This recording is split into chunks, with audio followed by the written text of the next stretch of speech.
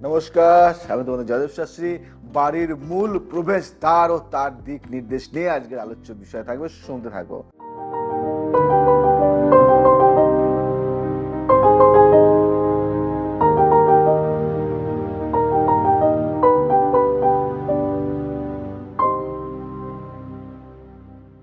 বাস্তুশাস্ত্র ও ফেংশুই মতে বাড়ির মূল প্রবেশদ্বার মেন ডোর শুধু প্রবেশ ও বাহিরের পথ নয়, এটি শক্তি, এনার্জি প্রবাহের একটি প্রধান উৎস। সঠিক দিক মূল দরজা থাকলে ইতিবাচক শক্তি প্রবেশ করে এবং সৌভাগ্য, সমৃদ্ধি ও শান্তি বৃদ্ধি পায়। অন্যদিকে ভুল দিকে দরজা হলে আর্থিক ক্ষতি, অশান্তি ও অসুখ বিসুখ দেখা দিতে পারে। তো আজকের এই বিষয় যদি ভালো লাগে তাহলে শেয়ার, লাইক, কমেন্ট এবং সমস্ত বন্ধু বা ফ্রেন্ড সার্কেলের মধ্যে ছড়িয়ে দিও। আর সাবস্ক্রাইব অবশ্যই কিন্তু করো। কোন দিকে দরজা শুভ ও কোনটি অশুভ জানতে হলে এখনই মনোসংযোগ করে দেখতে থাকো। শুভ দিকের দরজা শুভ শক্তি প্রভাবিত হয়। উত্তর মানে নর্থ, ধন সম্পত্তি বৃদ্ধি, কেরিয়ার উন্নতি, ইতিবাচক শক্তি। পূর্ব মানে ইস্ট, স্বাস্থ্য, শিক্ষা ও মানসিক শান্তি বৃদ্ধি পায়। আর উত্তর পূর্ব মানে নর্থ ইস্ট, মানে আধ্যাত্মিকতা, জ্ঞান ও সুস্থতার জন্য শুভ।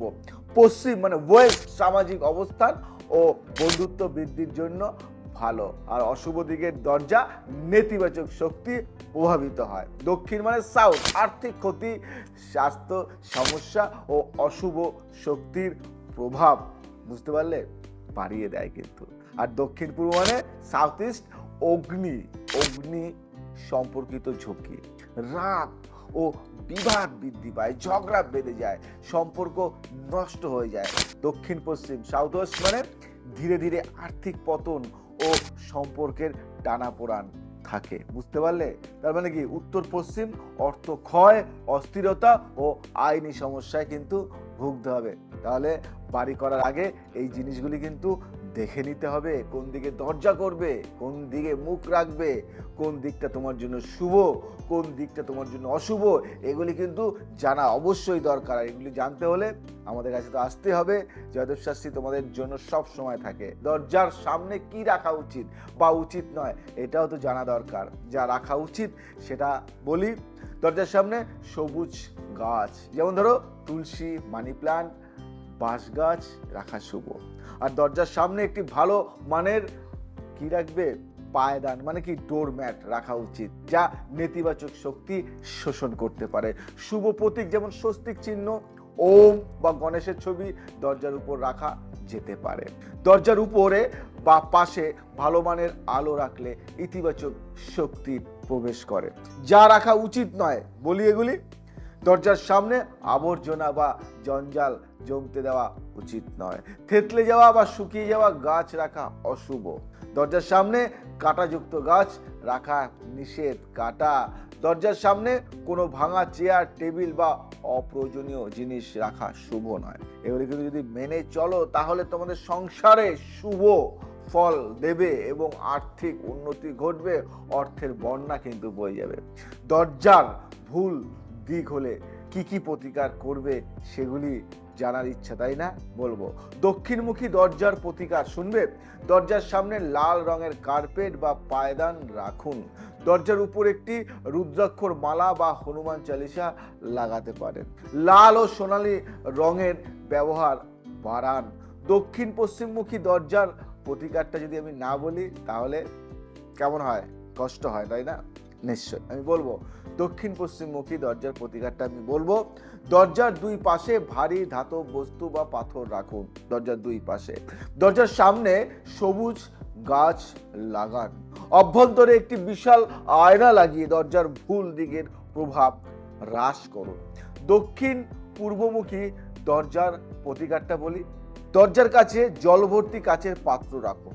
দারুণ শুভ ফল পাবেন, এতে নেতিবাচক দোষটা কিন্তু কেটে যাবে। দরজার উপর ওম নমঃ শিবায় লেখা তামার একটা পাত বসান। না পারলে আমি তো আছি, আমি দিয়ে দেবো আপনাকে। ওম নমঃ শিবায় তামার উপরে এটা লিখে আপনি লাগিয়ে দিন। উত্তর পশ্চিমমুখী দরজার প্রতিকার শুনবেন। দরজার সামনে হলুদ রঙের পায়দান রাখার চেষ্টা করুন। দরজার কাছে একটি ঘন্টা বা উইন্ড চাইম লাগান। দারুণ দারুণ ফল দেবে। এই জিনিসগুলি মেনে চললে আপনাদের বাস্তু খুব সুন্দরভাবে একটা পজিটিভ ভাইব কিন্তু দেবে আপনাদেরকে। এবং আপনার বাস্তুতে যত সমস্যা, যা সমস্যা আস্তে আস্তে আস্তে আস্তে নিস্তেজ হয়ে পড়বে। উত্তর পূর্ব দিকে দরজার শুভ, দক্ষিণ দক্ষিণ পশ্চিম ও দক্ষিণ পূর্ব দিকে এড়িয়ে চলা ভালো। ভুল দিক হলে দরজার সামনে পায়দান, আয়না, গাছ বা শুভ প্রতীক ব্যবহার করা যেতে পারে। দরজার আশেপাশে আবর্জনা রাখা উচিত নয়। নিয়ম করে মানুন না এগুলি। আপনার দরজার দিকে যদি ভুল হয়ে থাকে তাহলে বলুন, আমি নির্দিষ্ট করে প্রতিকার দিতে পারবো আপনাকে। আমাকে জানান কমেন্ট করে যে আপনার কোন দিকে দরজা, বা আপনি আমার এই প্রোগ্রামগুলি নিয়মিত ফলো করুন। দেখুন না, যদি একটু বাস্তু মেনে চলা যায়, জীবনে আমূল পরিবর্তন নিয়ে আসবে। আর বাড়িতে এই যে অশান্তি, এই যে ঝামেলা, এই যে কলহল, এই যে স্বামী স্ত্রীর মধ্যে অশান্তি, এই যে আপনার পারিবারিক দ্বন্দ্ব, এই যে দেনা, এই যে ধার দেনা, অশুভ শক্তির প্রভাব এবং শরীর খারাপ, কাটছে না, আপনি দিন দিন শেষ হয়ে যাচ্ছেন। আপনার শারীরিক মানসিক দিক সব দিক যেন দিন দিন ক্ষয় হয়ে যাচ্ছে। আপনি উঠতে পারছেন না, আপনি তলিয়ে যাচ্ছেন। কেন? এই যে বাস্তুর এই সমস্যার জন্য। এই বাস্তুর সমস্যাটা সমাধান করতে পারলে জীবনে কেল্লা ফতে। অনেকে আছেন যে আপনি কষ্ট করে বাড়ি করেছেন, আপনি আগে ভাড়া ছিলেন, এখন বাড়ি করছেন, কিন্তু বাড়ি করার পরে আপনার ফ্যামিলিতে অশান্তি, ঝামেলা, ঝাঁটি লেগেই রয়েছে, কোনোভাবেই আপনি কাটাতে পারছেন না। আপনার বাড়িতে চিরতরে সেই আনন্দটা হারিয়ে গেছে। আপনার বাড়িতে যেখানে আপনার অর্থ অভাব ছিল না, আপনার মানিব্যাগ ভরা টাকা ছিল, কিন্তু সেখানে মানিব্যাগটা খালি, আপনার অর্থ শূন্য অবস্থায় আপনি রয়েছেন। দিনের পর দিন অপমান, লাঞ্ছনা, গঞ্জনা শুনতে হচ্ছে এবং ধার দেনার মধ্যে জড়িয়ে যাচ্ছেন, লোনের উপরে লোন। বাড়িতে এসে অকথ্য ভাষায় আপনাকে গালাগাল দিয়ে চলে যাচ্ছে। আপনি কিন্তু কোনো কিছু করতে পারছেন না। আপনি ভাবতে পারছেন না যে বাবা, আগে তো ভাড়া ছিলাম, খুব ভালো ছিলাম, কিন্তু এখন কেন এত খারাপ অবস্থায় আছি। তার জন্য আপনাকে বাস্তুটা একটু দেখতে হবে। আর যদি আপনি না বোঝেন তাহলে তো আমি আছি, কোনো অসুবিধা নেই। বাস্তু কনসাল্ট জয়দেব শাস্ত্রী এমনভাবে করে, সেটা একটা আলাদা লেভেল।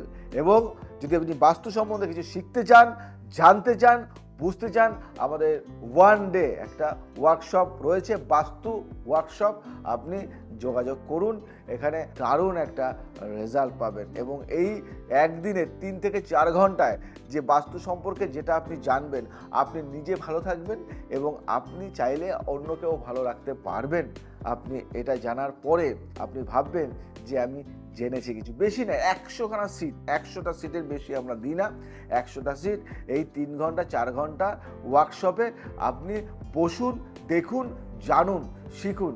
আপনি একটা বাস্তু দেখাতে যাবেন, সেখানে আপনি 10 থেকে 12,000 টাকা আপনাকে নিয়ে নেবে কনসালটেন্সি ফিস। এবং সেই বাস্তুর অনেক প্রতিকার, সেখানে নাজেহাল 2-5 লাখ টাকা আপনার খরচা হবে। আর আপনার সামান্য খরচায় আপনি যদি এই ওয়ার্কশপটাকে অ্যাটেন্ড করতে পারেন, তাহলে 1 ডে 3 থেকে 4 ঘন্টা আমি থাকবো আপনার সাথে এবং আমি বলবো নিজে বাস্তুর কিভাবে কি করণীয় উচিত। আপনি দারুণ একটা রেজাল্ট পাবেন এবং সেই রেজাল্ট আপনি নিজে যেমন বুঝবেন, বা আপনাদের যে কোনো কোশ্চেনের অ্যান্সার আমি দিয়ে দেব। ভালো থাকবেন, সুস্থ থাকবেন, সবাইকে ভালো রাখবেন। আজ আসি, আবার আসবো নতুন কিছু নিয়ে। জয় শ্রী ঠাকুর।